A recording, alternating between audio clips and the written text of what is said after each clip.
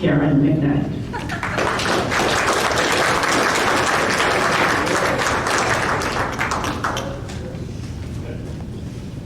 Thank you very much. That's quite a build-up.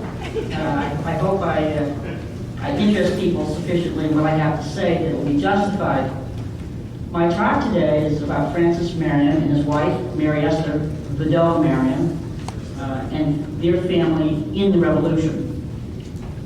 In order to do that, I had to, and actually in my studies of Francis Marion, I did a genealogy just so I could see what was going on in his family, and I thought I'd write it out a little bit, and it's across the back wall, because I knew no one could read it if I put it up on the screen. So if you have questions about that later, feel free to ask me about that. Sometimes when we read history, and we see great people doing great things in history, we forget that those people are, first of all, people.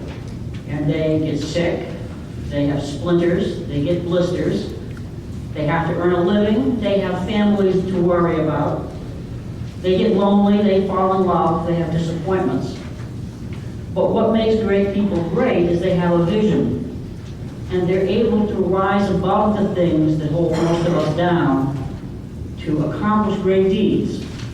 And by all accounts, Francis Marion was a great man. He was able to overcome many difficulties, to keep his eye on the prize, as it were, and to never lose faith in the concepts of Declaration of Independence and the thought of independency for South Carolina and the United States as a whole. Now, if we look at Francis Marion, he was born in 1732. At that time, South Carolina was wilderness. He was born to a family, it was a Huguenot family. His father was Gabriel Marion. His grandfather was Benjamin Marion, who was the first immigrant to this country on the Marion family. Mary Esther Vidal, his wife to be, was born in 1737. Her father was Henry Vidal, and her grandfather on her mother's side was Dr. Anthony Cords, who just happens to be Francis Marion's grandfather on his mother's side also. Mary Esther and the general were first cousins. They had known each other since childhood. They were reported to be very good friends all their adult life, confidants, and they corresponded with each other. One of the great questions people have is, if they were such good friends, why were they not married earlier? Because they were not married until 1786. He was 54, she was 49, when they finally tied the knot. Being first cousins and being married was not unusual in the 1700s. You have to understand that the gene pool was very small. The number of settlers was very small. People had large families.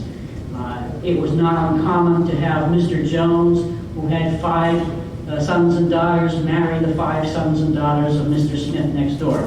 Families joined together and united, so that you frequently had large families, you frequently had families intermarrying, and you had many, many first cousins intermarrying. Nobody thought anything wrong with it. So we should not hold that against them. Today we would not do that. That was not the mores of the time in which General Marion lived. If you look at the back chart, you will see that many people married 2 and 3 times. This was not because of divorce. This was because of death. And if you had children and you lost your husband or your wife, you immediately started to look for another partner, and within a year or 2 would be remarried.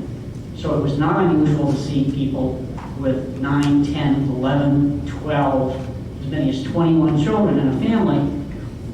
All these children did not live to be adults. In fact, in the 1750s, if you were born a white male child before 1750, more than 50% of those children would die before the age of 5. And if you were born before 1750, your chances of reaching the age of 60 were very small. Again, if you look at the chart in the back, you'll see most of the people are dying in their 30s and in their 40s.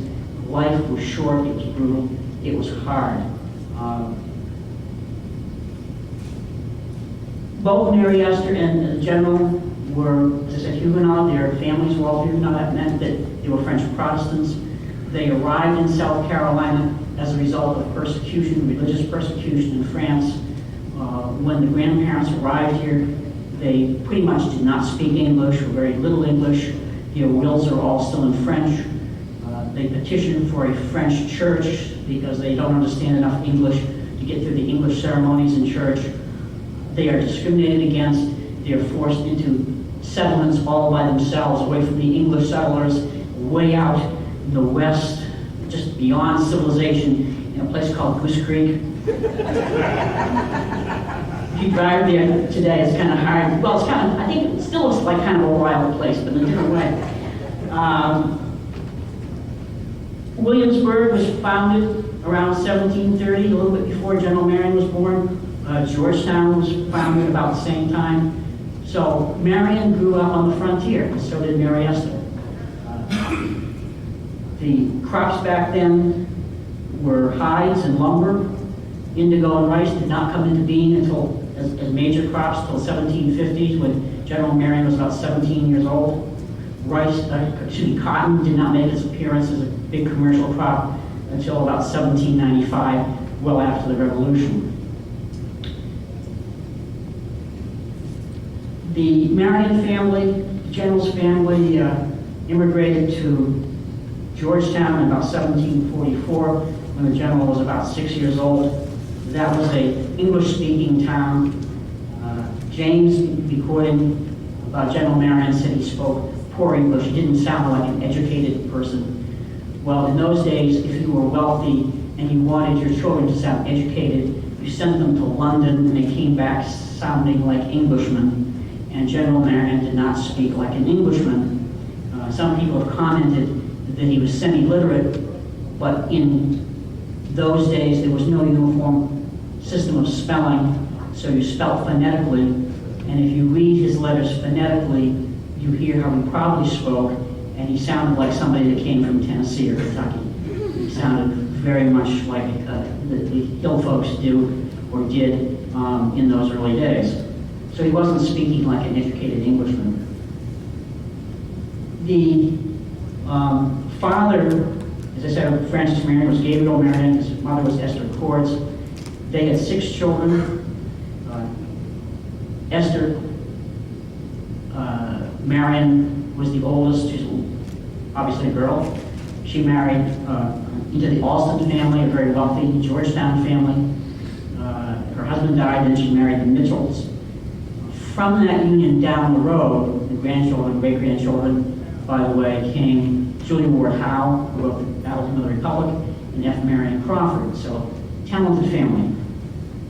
The next in line was Isaac. He also married in Alston. The next in line was Gabriel. He married a lady by the name of Taylor, whose parents were wealthy tavern owners. For those of you who don't know, the Alstons were big rice planters in the Georgetown area, very wealthy people. Benjamin Marion was the next boy in line. He also married in Alston. She had joining of families. When his first wife died, Benjamin then married a Simmons, which is also a common name in the Marion family. General Marion's father did what good fathers did in those days. They didn't wait until they died. They set their children up, either in business or the plantation, or if you were a girl, they gave you a dowry to set you well in life so that you had something to go forward in life. You didn't have to wait till dad died.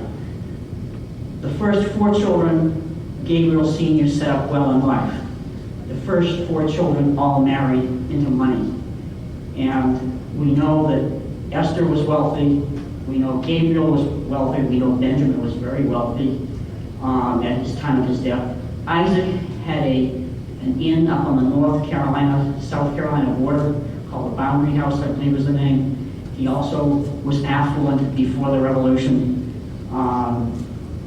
But then the elder Marion ran out of money. He, according to Lee in his biographical sketch of the General, said that the old man became a little embarrassed in his affairs. And as a result, he was not able to help his 2 youngest sons, Joe Marion and General Francis Marion. Of course, he wasn't a general at the time. And these 2 boys were on their own. But Joe like the older brothers, apparently was a good-looking man, and he married well. He married into the St. Julian family, which was also very wealthy. And when his first wife died, he then married second at Gilliard. I think it was Elizabeth Gilliard he married, and her family was very wealthy. They owned Nelson's Ferry, and they were very political. The elder Gilliard was in the Royal Assembly and very well connected. Now, Francis could have married well, as did Job, but he didn't. And I think one of the reasons, a couple of reasons, is one, he didn't have any money of his own because his father was unable to set him up in life. And two, I'm sure that looking around, fathers with daughters would take a look at him and say, he's not good husband material. And the best that we can determine, Francis Marion was probably 5 foot tall to 5'2", not very tall. The average size was 5'6" to 5'8", and probably weighed somewhere between 90 and 110 pounds. A little scrawny guy. And an age where physical strength was very important, and in an age when people died young if you weren't sturdy and healthy. I'm sure that a father would take a look at Francis Marion and said, he ain't gonna last long, dearie. I don't care how sweet he is. He'll just leave you with a parcel of kids and that'll be it. So he was not, I'm sure he was not considered good husband material, despite of the fact that the Cords family, which was on his mother's side, were very politically connected, and the Marions generally were good husbands and took care of their wives well. Now, as I said, Mary Esther Vidal, her mother was Anne Marion, the sister of the general's mother. She married first Frank Simmons, in the same family coming in, had 4 children by him, and he died in 1731, leaving her with 4 small children. In his will, Frank Simmons said, I leave as guardian of my 4 small children, Gabriel Marion, father of the general. So they were close. A couple of years later, Anne remarried. She married Henry Vidal, another old Huguenot family, and had 4 more children, Elizabeth, Mary Esther, Peter, and Henry. By 1772, all of those children and Henry, with the exception of Mary Esther and Peter, had died. When Anne Cords Vidal died, she had outlived most of her family. So we have Mary Esther, basically, in 1772, living with her brother Peter, her younger brother. She, without any money of her own, only came into money in 1772 when her mother died and left her some money. Now, you have to understand in these time periods, the status of women wasn't much better than the status of slaves. When a woman married, everything that she owned, clothes on her back, became the property of her husband. She could not write a contract, she could not write a will. So, as the daughter of Henry Vidal, Mary Esther had nothing of her own. It all belonged to her father. Once her mother died, she inherited a little bit from her mother. When her brother Henry died, he left her his cows. Now that sounds kind of funny, but land was cheap. You could get land for the asking if you were a man, not a woman. The cattle would have given her an income. He also left her 500 pounds of sterling, which probably would be worth about $100,000 today, and a nice riding horse. And that was what Mary Esther had. So by the time brother Henry died, she had a little money of her own. So that was the status of Mary Esther in 1772. Let's go back over to the Marion side for a second. Francis's father, Gabriel Marion, died when the general was about 17 years old. So clearly he couldn't help his son after that. And the general went to live with his brother Gabriel and his mother, and they moved from Georgetown up to the wild, wild woods, way up in the hinterlands that had Indian raids and everything, up near Utah Springs, up that way. And near where the Gilliards were living, and they started living up there. Now, Francis was nobody. He was his brother's, he was living off his brother's charity. He had no property of his own. And if you look at the other brothers were all justices of the peace, proctors of admiralty, members of the Royal Assembly. They were men, vestrymen of the church. They were Episcopals and very involved in their church. So the brothers all had standing, but not Francis. He had no property. Things started to change, though, in 1760 and thereabouts during the Indian Wars. And somebody can correct me on the date of the Indian Wars. When Gabriel obtained a commission as lieutenant for Francis, and the two of them went off to the Indian Wars. Now, a number of things happened. One is the colonists who up to this time had thought of themselves as being British subjects, and they were part of this big empire, and they were, of course, as good as anybody else because they sent their sons to London. Well, all of a sudden they ran into the British Army, and the British Army was very arrogant, and they treated the colonists very poorly. And this led to a lot of fighting, or infighting, on that expedition on the Cherokees.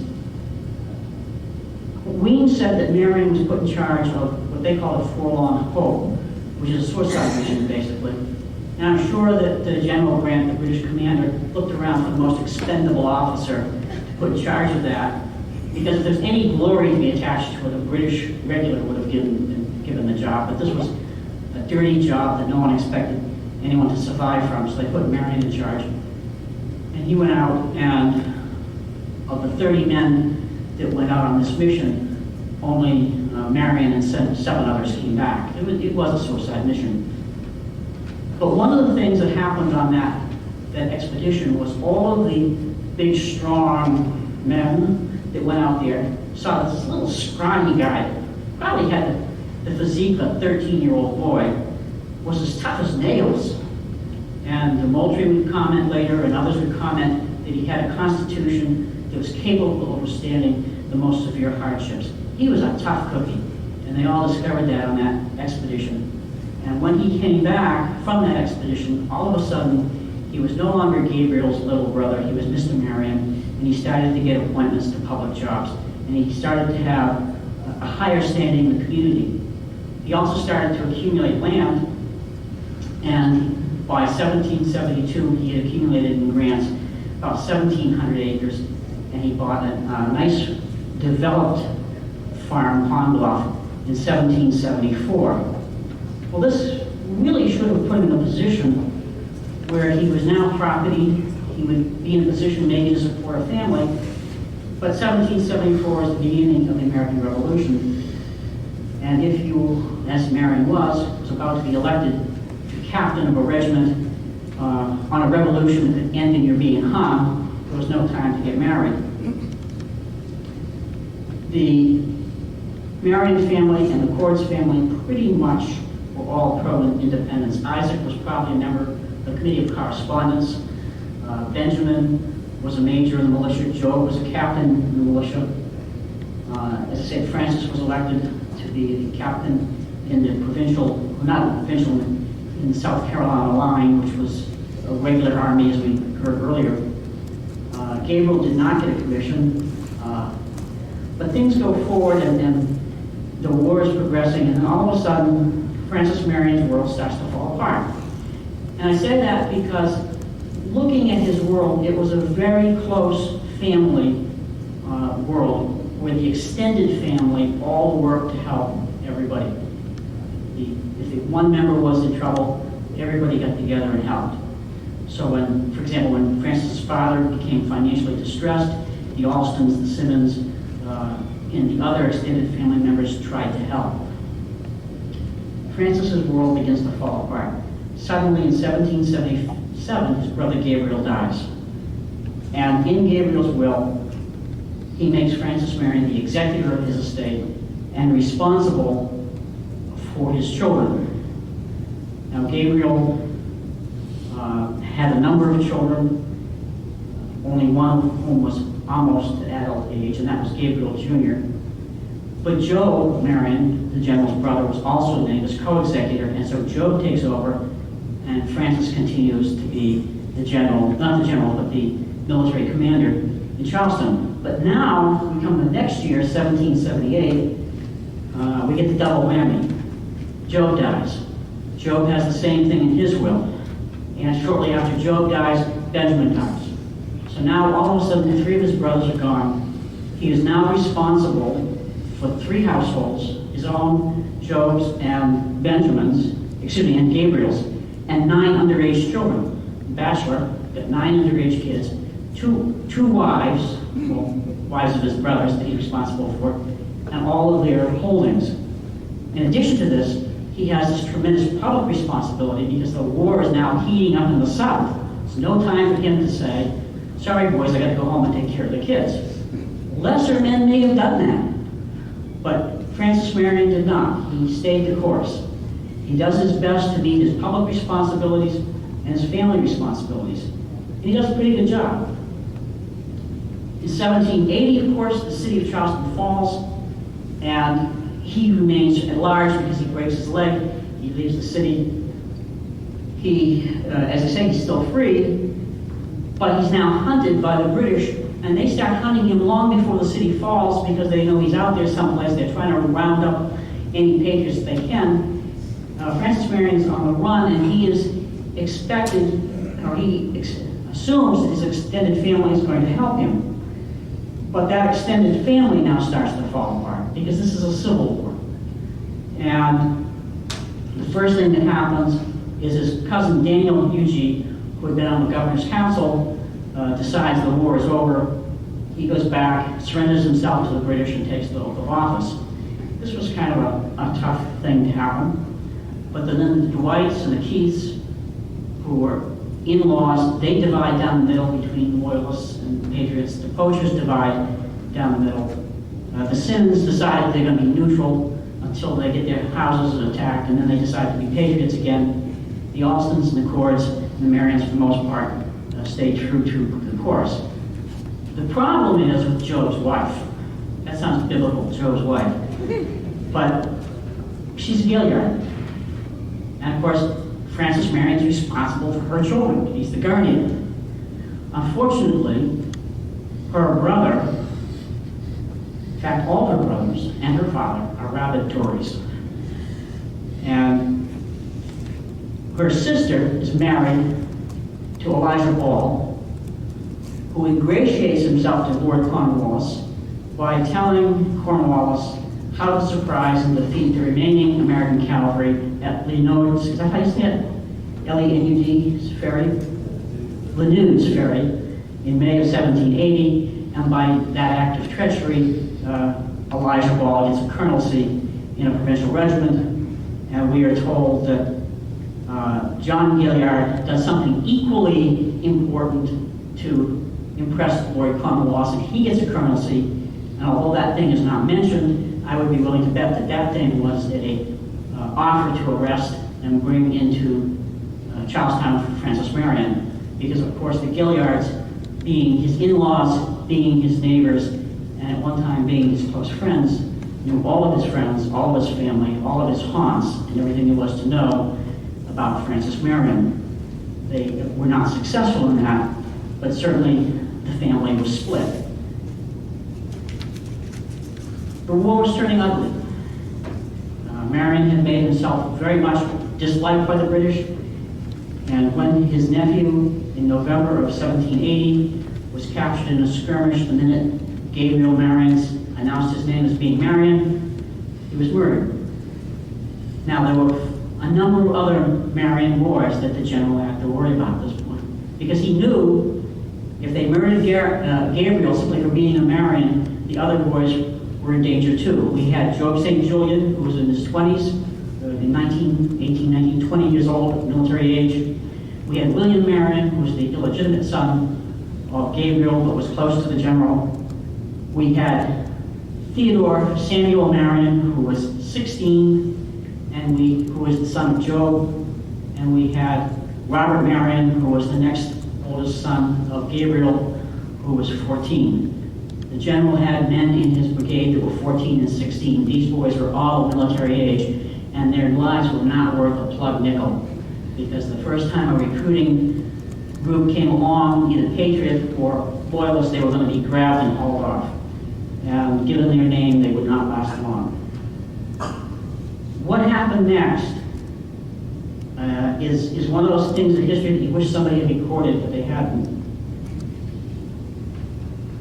In December of 1780, Isaac had been forced out of Little River. The British fortified the town. So we know Little River was closed to the Americans by December.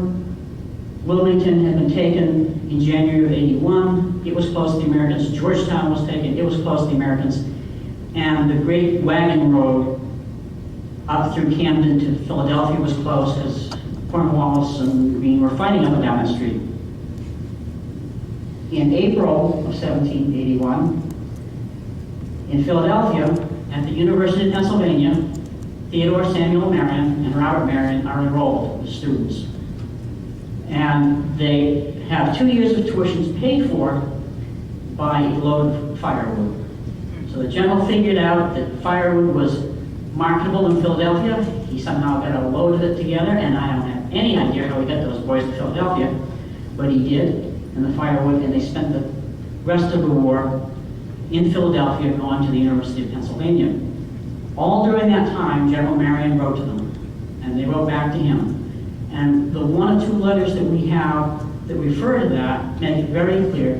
The general refers to Robert and Theodore Samuel as his boys. It's not my wards, it's not my nephews, my boys, like they're his own. He felt very deeply for them, and he was taking care of them. They stayed there until 1784 when they graduated and came home. And those letters between the general and Theodore Samuel existed and were found by Theodore's grandson in the 1820s when he was cleaning up his father's house. And grandson looked at the letters.